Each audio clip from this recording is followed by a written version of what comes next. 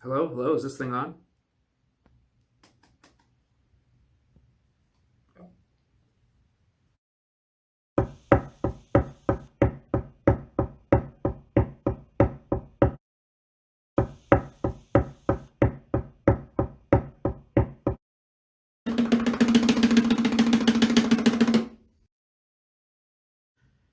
Selfless love is a rather difficult concept to talk about because it's a rather high-level concept. Most of us don't live up to it most of the time. So, let's start with an easy example. Your children. You are fulfilled by your children. They give you a sense of peace and completeness. Well, sometimes. And when that fulfillment in their existence is not so complete, you still love them. But you also have to love yourself, or else you will have less to give to them. But sometimes you are in situations where they need your help desperately. And so what are you going to do? You're going to have to sacrifice a lot if you're going to give them what they're asking for, if you're going to give them what they need. And yet, do you do that? Well, some of you out there are probably thinking about it, saying, well, I want to find a way to do that. Yeah, of course. But others of you are saying, no, of course, I would do it. I would do whatever's necessary for my children. I want them to be happy and healthy and prosperous. For those of you who are thinking about it, because it depends on the situation, I'm not trying to denigrate you, but some of you out there are willing to do anything without question. Some people find more fulfillment in their children's prosperity than they do in their own life. In a similar manner, Jesus valued our salvation more than his own life. With that example under our belt, we might want to ask, so how do we really identify selfless love? How do we know if that's what we're doing? We talked about this briefly in the last Theology Quip Notes video called Self-Love, but let's talk about it a little more in depth here now. What it really comes down to is intentions. Do I put others first because I sincerely want to help them? Or do I put others first because I feel like I'm supposed to? As if I have to be a good person. If I am trying desperately to preserve my image as a selfless person, that is, as we saw in the last video, greedy. It's an ego trip.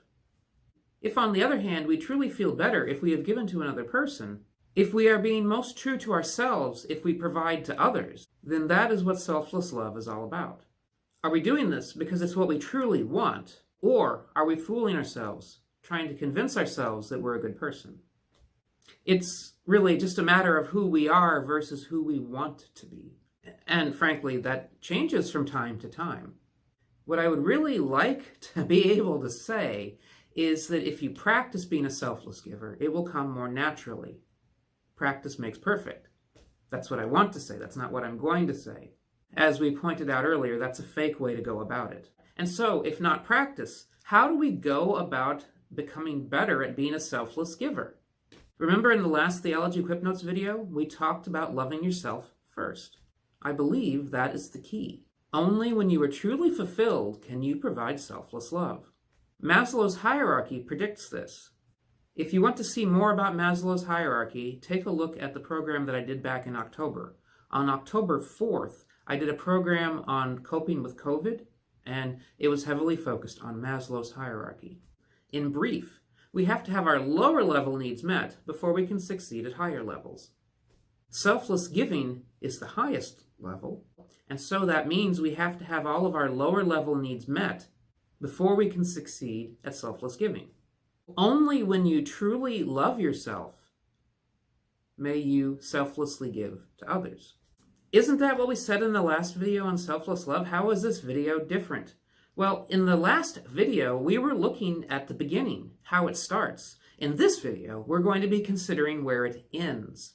That's it. In the years while we are practicing loving ourselves, we can't selflessly give.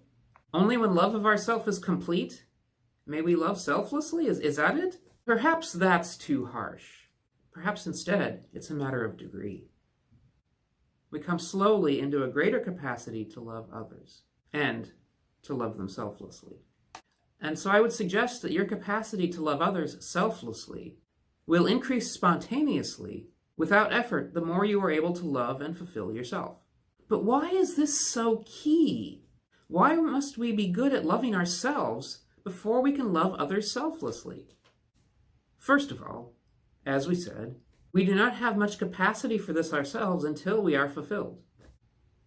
Until we are able to love ourselves well, we just don't have the drive, the desire, the capacity to reach out to others in this way.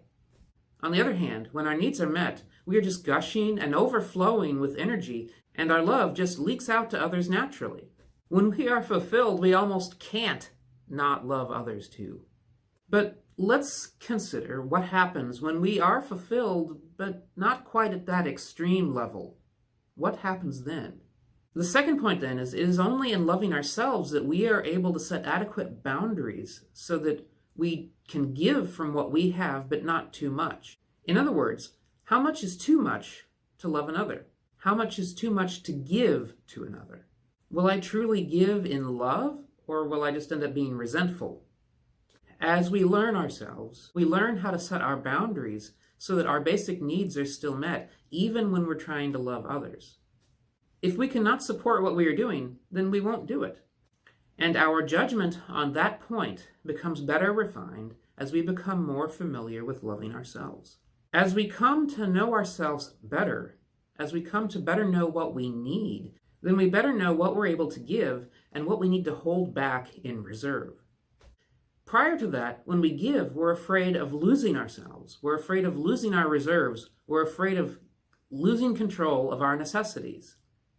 We are so afraid of losing these things that we hoard. We hoard more than we need. We hoard it to ourselves, trying desperately not to be in need. And some of us do this more than others.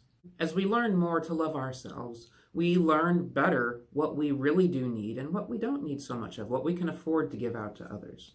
If we're not hoarding our resources, if we're only holding back what we absolutely need, then that gives us more left over to offer to others. Finally, it needs to be said that some people actually do give beyond their level of need. Why? How is this possible? It really all depends on what we value. If we come to value something beyond merely our own comfort or even our own lives, then we'll be willing to sacrifice that comfort and maybe even that life in order to tend to that value. And again, go back and think about how parents interact with their children. That's a really good model for selfless giving. If you remember, I said that the last video on loving yourself was the beginning. And in this video, we would cover the end on selfless love. Well, I think I underestimated the topic. Selfless love is a bit more in-depth than I had anticipated. For those of you who want to see the beginnings of selfless love so that you can get started along that path, well, you have the beginnings. But I'm going to supply you with a second video, and that way you'll get the rest of the story, at least as far as I understand it. It's a topic that it's a little bit difficult for me to cover because I'm not all the way there yet. So I'm telling you what my understanding is at this point. If you want to see what comes after, if you want to delve a little bit deeper, then please tune in to Theology Quip Notes 5.2. It'll be coming up in a few days. In the time remaining on this video, I'd like to ask, how it is do we know whether someone is acting selflessly or not? Whether they're on an ego trip or not? What's a quick way to figure it out? Well, the problem is that that's really a question that needs to be asked on the inside of the person who's acting. And so you can decide that for yourself. But I'm not sure you can always decide that for another person. It's really between them and God. Next time on Theology Quip Notes, what did Jesus say about paying taxes to Caesar? Until then, this is Ray Hurdle with St. Luke Catholic Church for Theology Quip Notes.